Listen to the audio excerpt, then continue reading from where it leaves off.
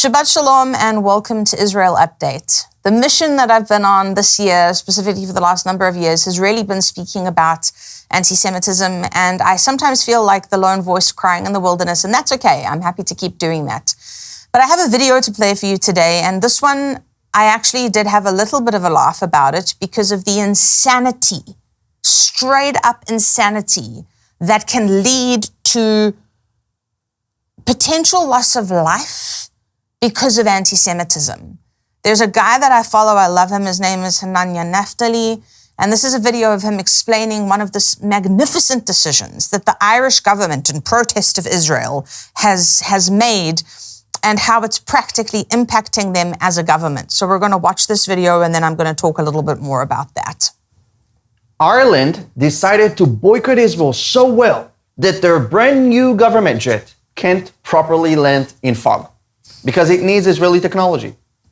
Seriously, Ireland reportedly refused to include an advanced Israeli-made vision system on its new 53 million euro government aircraft because buying it would have required a deal with an Israeli company, God forbid. Now, aviation experts say that the jet loses a major advantage in low visibility conditions, making landings in heavy fog more difficult.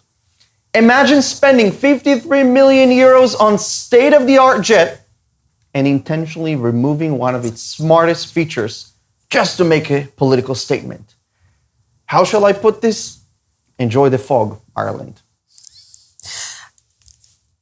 The insanity of this. It's like if you're gonna boycott Israel, okay, but then your smartphones are a problem because Israeli technology is what gave us the chips that are necessary to operate any smart device. If you actually sit and go through the list of Israeli technology, the amount of medications, the amount of treatments, it's mind-boggling when you actually sit down and realize how much Jewish people have contributed to society. When you look at the fact that demographically there is not a group bigger than the Jews who have won more Nobel Prizes. When you look at the demographics and the amount of winners versus the amount of actual people that are on the planet.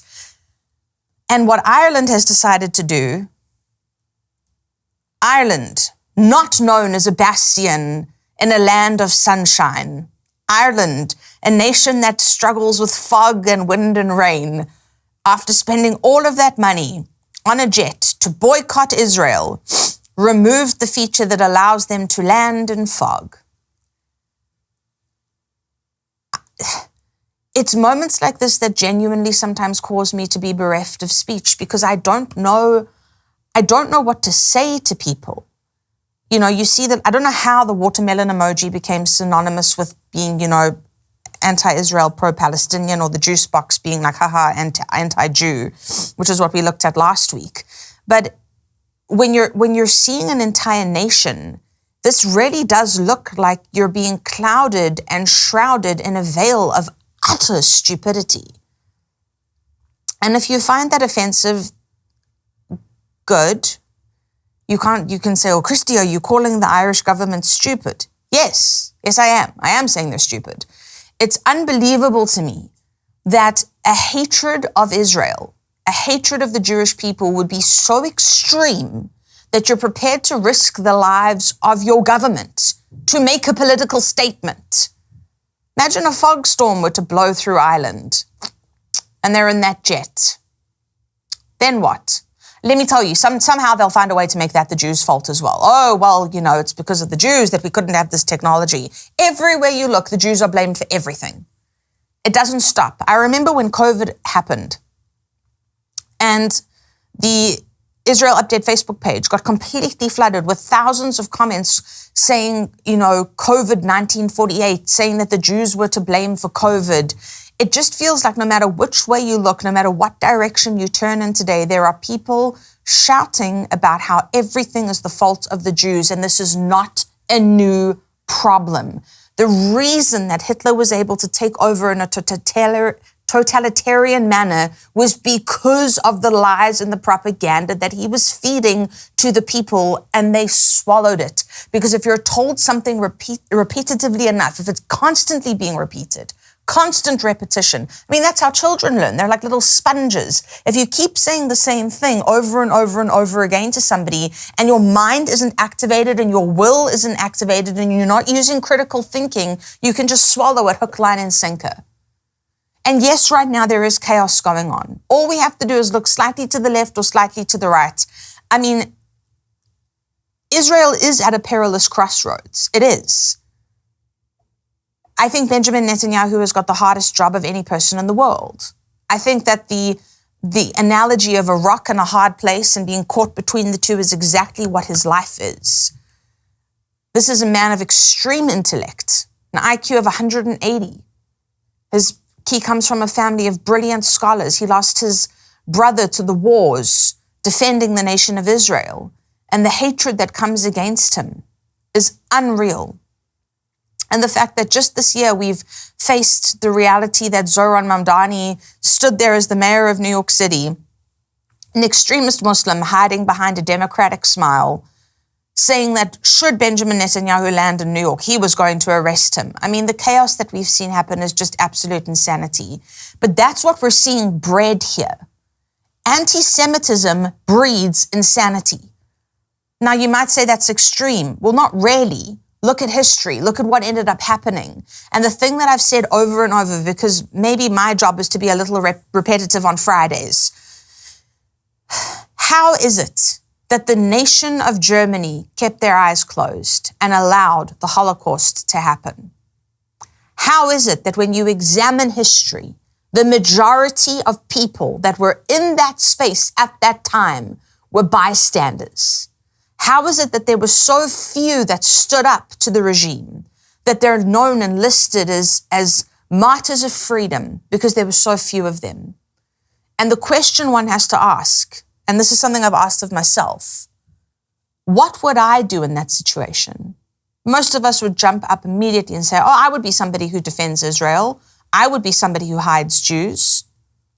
Would you? What does the conversation look like right now? Anti-Semitic jokes are made. Do you just ha-ha it off, or, laugh it off, or just keep quiet because you don't want to disrupt the flow of things? That's bystanding. And that might sound like an intense thing to say. I mean, it is an intense thing to say. It's shocked me to my core, but, this last week, a friend of mine and a group of friends, actually, I was with a group of friends, and one of them decided it would be a good idea. I don't know why they decided this would be a good idea with me in the room, but they decided to make a joke about a group of Jewish people and used the K word. And I was absolutely flabbergasted. And I said, I cannot believe that you would use a term like that.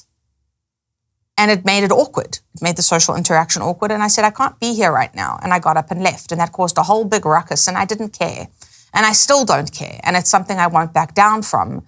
Because anti-Semitism is the reason that 6 million Jews were murdered during the Holocaust. Anti-Semitism is the reason that so many untold numbers of people have been removed from the earth by hatred. And now we're looking beyond that and looking at the insanity that governs this ideology, which is that a nation, a government, the Irish government, is so determined to boycott Israel, for no good reason, by the way, that they've actually removed Israeli technology from an aircraft when they're known as a land of fog and rain. They've removed the technology that would allow them to safely land in the fog and rain to make a political statement. And if that's not insanity, I don't know what is. Anyway, I'll be here every week ranting on about something, carrying on. And I think next week we're probably going to end up talking a little bit about Benjamin Netanyahu's latest campaign adverts and how it is that Zohran Mamdani, Turkey's Erdogan, what a lovely and delightful creature he is, and the Supreme Leader and all these other people have ended up in the same poster lineup that really is explaining the danger of the message coming out of the West right now. But we'll talk about that next week. For this week, I encourage you, stand up, be a voice, be those that are the watchmen on the walls, be those that speak up when everybody else is quiet, because when history looks back at this time, when God looks back at us, what side of the line will he find us on? God bless you. Have a good week.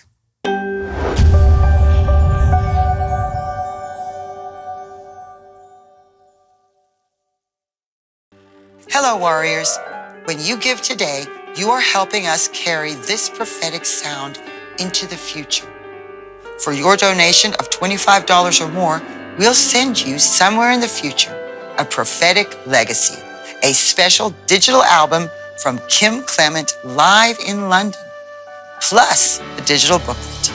Click the link or scan the QR code now. To him be all the glory and honor.